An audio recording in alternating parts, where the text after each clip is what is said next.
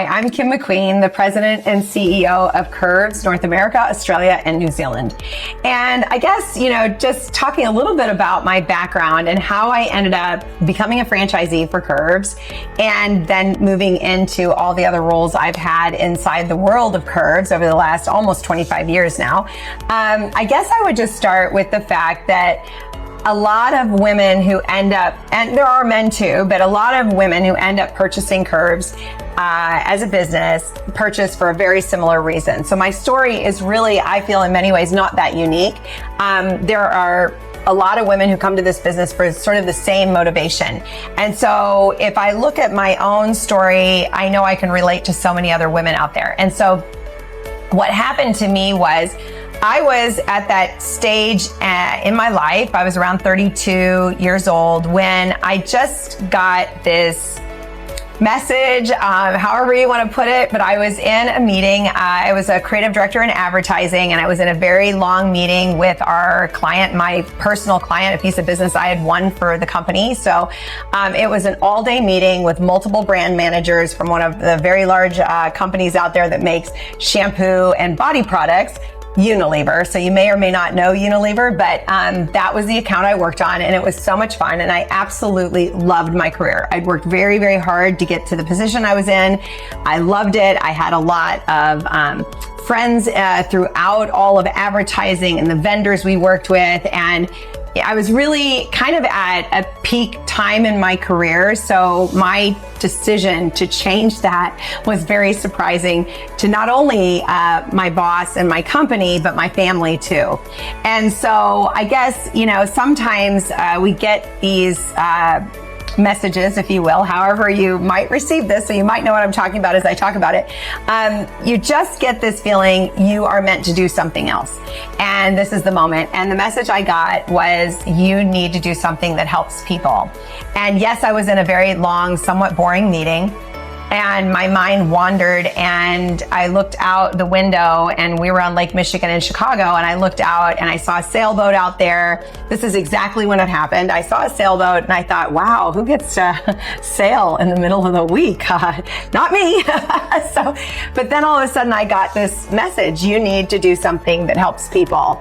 And so then my mind immediately went to, well, wow, what would that be? And so I went through all the jobs I'd ever had, and I've been working since a very young age. And as I went through all those jobs, not only did I count them up to be, and this is all before I started my career, 17 different jobs before I started my career in advertising, which I'd been in almost 13 years at that point. It was more about like, which job did I do where it really meant something that I showed up to work. I thought, okay, that's the message. I need to help people. And I'd gone back to this job I had when I was in high school, and I was working at a nursing home. And even though it wasn't very desirable, and it really was not the most desirable, it was really fun.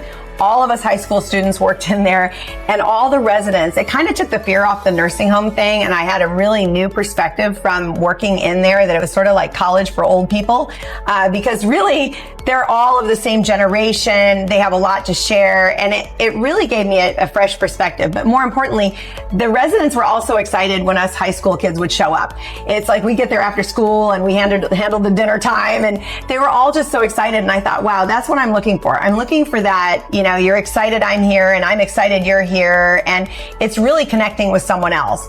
And so that's what I was after. And so when I started that journey, I had no idea it was going to lead me to Curves. Now, when I shared this with other people I worked with in advertising, they're like, Kim, this is advertising creates jobs too. And, it helps people, you're advertising great products and, all these things. And yes, that's true. But I think I just was looking for something more tangible, something more direct. And also in my background, I had been part of the founding board at my University of Collegiate Entrepreneurs. And so I always had inside of me this desire to be an entrepreneur, but at the same time, it's a big risk. I mean, even setting up a small advertising agency and starting out, 32, 33 years old, there's a big risk there. And while it's an industry I knew very, very well, it was more about, well, what do I really want to do and what would help people? And I think when you have a diverse background, whether you're in medical or you're in legal or you're in accounting or you're in marketing or business, This is where the world of entrepreneurship inside the franchise system, you can pretty much apply yourself almost anywhere, because you're a small business owner who's basically taking on a system. And so, now, while I wasn't necessarily looking specifically for a franchise, I was looking at small business opportunities, and franchises are a great way to step into being a small business owner. But 9 months later, after looking at many different types of franchises and considering things, and then looking at business and kind of going, okay, I don't know how quickly I can do this, because I had a very lucrative career.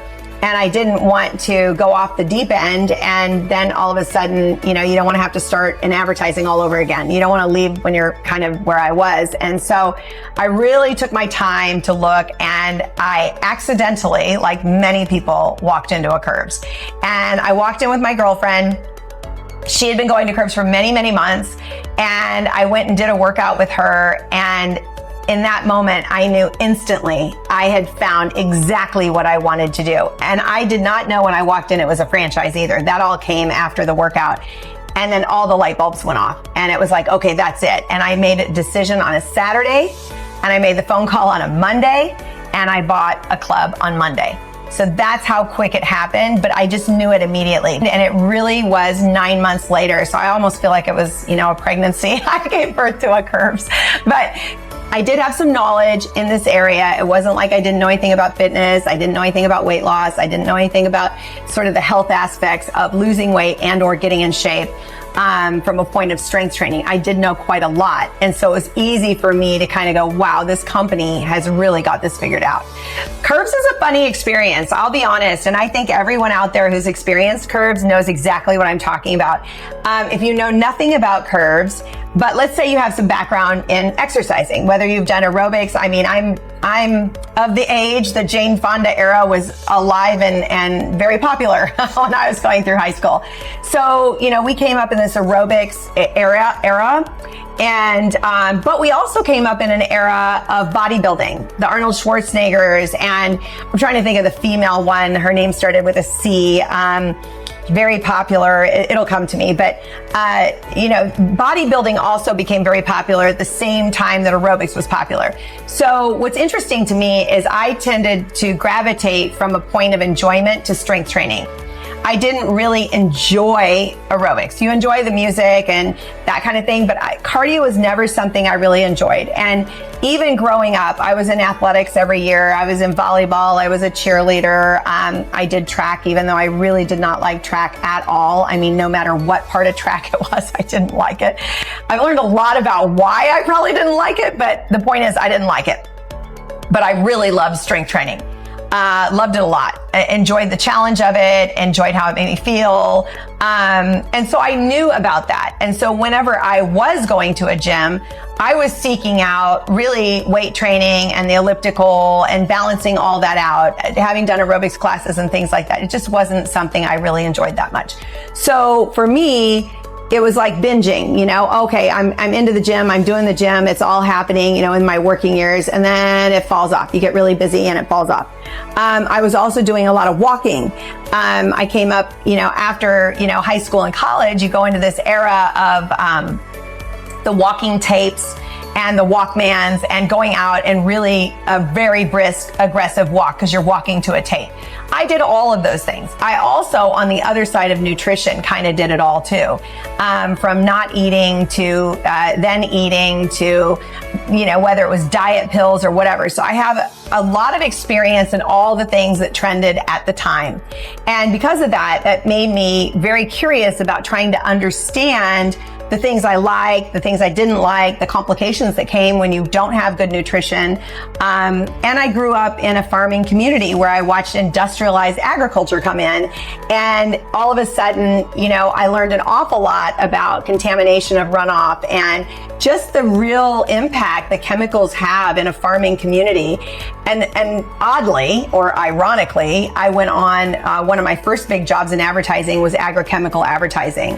And believe it or not, I learned about the glyphosates and I learned about, lead contaminations and I learned about all of these things. And, they have a lot of data and information about contaminated water supplies and, where the concentration is of cancer and things like that in the United States. They're highly aware of the impact of chemicals and people. And so I saw that. Now, again, at this time, you know, I always say it's a full circle, but a full circuit moment in my life. I'm gathering information as we do, as we mature and we go through our experiences in career and life. And so I became very aware of that impact. And so those things sort of stick to you.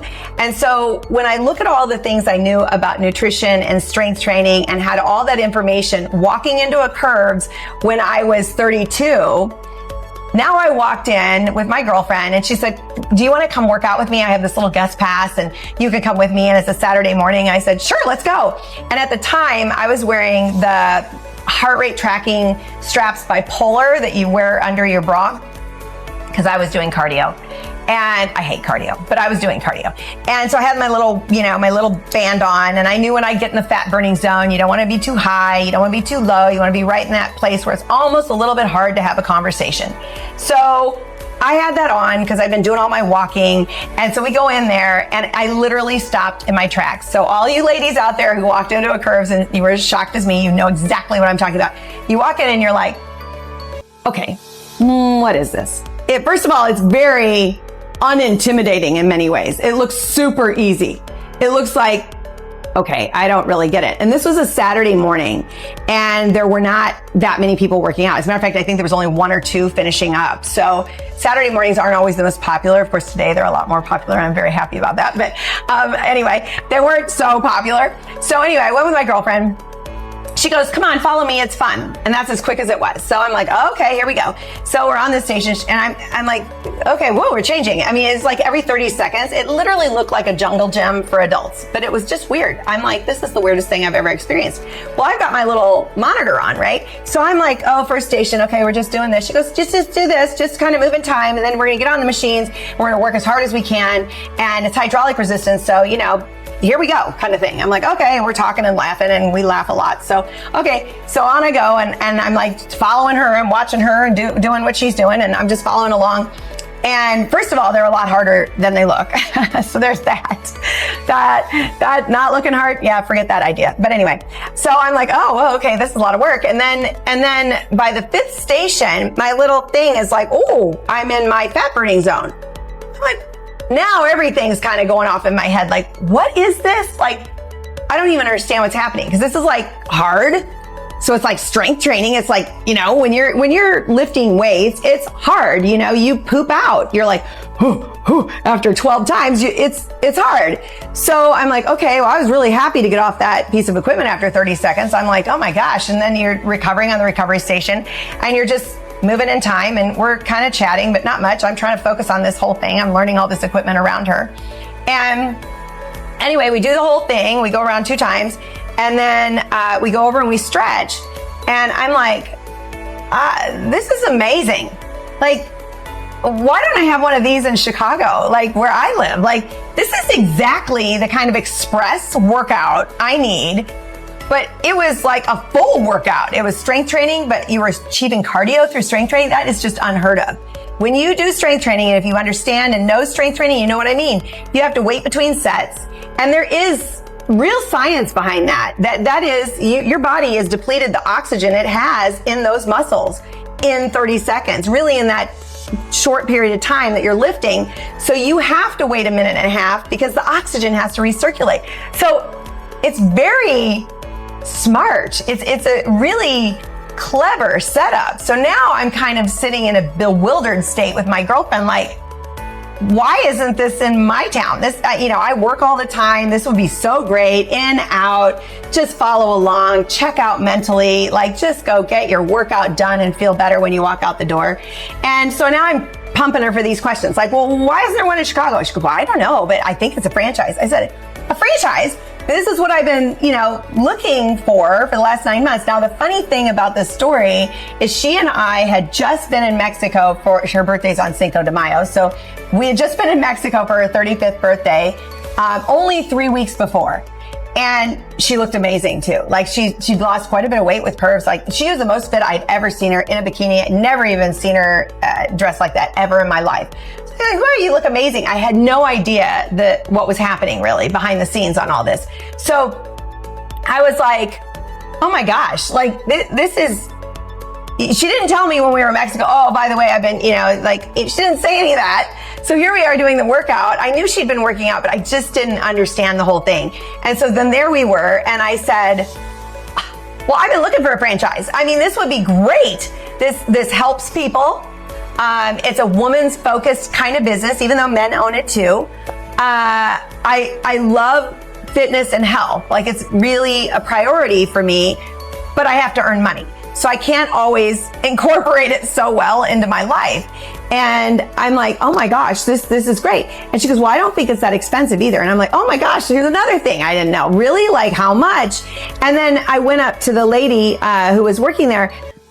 And again, I'm just in shock. I really am completely in shock, sort of like nervous and excited all together. Like, oh my gosh, like I got to get my hands on one of these clubs. And I said, just out of curiosity, how many people belong here? Because, when you come in, there's a lot of other hours you're not there, right? You're 3 times a week, 30 minutes. You don't see all the other people. She said, we have 70 members. And I went, okay, wait, now I have to think about this. I'm like, okay, now my mind is just doing math as fast as possible. And I'm going, well, wait a second. Like, this isn't a big space. It can't possibly cost all of that to run this business. Could I viably leave my career for a business like this? I mean, is this financially doable from investing to... So my mind was racing. And then at the same time, I turned to my girlfriend, I go, well, you need to buy one of these. You're moving to California. Like, you're a walking testimonial. Like, you love it. You look amazing. She goes, well, I was kind of thinking about it. And I said, well, let's go. Let's do this. So that's what happened. And the experience walking in was of shock. And the experience walking out was amazing shock. Like, I was amazed and I was in shock. Like, okay, great business opportunity, amazing workout. But I left there with the founder's little black book. He had a book where he wrote the story of curves, and he was onto it. I knew a lot about body composition. I had done a work on a whole line of scales called Tanita. It's actually how I met my husband. And the scales are body composition scales. And I was working on the cell sheets. Well, the cell sheets go through how the scales work, what is body composition. And so when I looked at that and I saw visceral fat, this is the dangerous fat that's in and around your organs, the fat you can't pinch. And if you think about just a piece of steak and you think about steak that has fat marbled throughout it, we're no different. And so when it's really lean, this means the fat might be on the outside, but not so much. When you have fat marbled throughout, we are the same. And this is where we start to get then fat in and around our organs, the visceral fat that really puts pressure on our organs. It's super inflammatory, really unhealthy. And then I saw the data. Someone who has anorexia, so let's not forget, I had some bad habits. That also was mesmerizing to me, because back in the day of the 80s, when people didn't eat food and took diet pills and, diet soda and you name it to lose weight and did tons of aerobics, they weren't really talking about nutrition back then. And, you end up getting into some complicated situations from your nutrition point of view, deficiencies that show up on your body. And so when I looked at this and I saw that obese categories are too high in body fat, right? So it doesn't matter the size you are, it matters the size of the fat you have. People who suffer with eating disorders have some of the highest body fat percentages because they've starved their muscle away. And what I think is fascinating about that information that I learned there, first of all, it shifts the paradigm of understanding fat. It's not always on the outside, and the dangerous stuff's on the inside. But it also means you can look at someone and just because they're thinner doesn't mean they're healthier. So this is where it was an aha moment for me prior to Curves that strength training is really the most important thing you can do. And so I was like, well, that's good because I like it. So that was easy for me to understand. But then to see it in the format of like a Curves workout and achieving strength training and then reading the book, I'm like, this is beyond brilliant. This is exactly what you need. And so I was sold from reading the book. I just knew this company understood that. Body composition literature promotes that. And so understanding that, seeing Curves, reading the book, that's it. I knew, wow, they've really figured this out. So that is how quick it happened. And that was my experience walking in the door. Really just shocked, and then amazed, and then shocked again, because I was going to jump into something completely new, but would really exercise my entrepreneurial muscles, which were just aching to get going. I really wanted my own business. I think, anyone who works hard for a company at some point, well, not anyone, but a lot of people who work very, very hard and have that drive inside of them, when you see what you can accomplish for some other company, you eventually go, well, how about I try and accomplish that for myself? And let's see what happens. And that's really what was kind of building up inside of me. So it did shock everyone when I left. I mean, it was a real, my job didn't even actually believe I was leaving. And even though I gave 30-day notice, they still called me and said, aren't you coming in? And I said, I that was a real notice. Like, no, my business is exploding. I've just got to take care of this. And so it was a big surprise, and, a surprise to me too, because in many ways my career came with me. It's just, I opened up another part of me as a business person that I hadn't fully explored, and that was being an entrepreneur.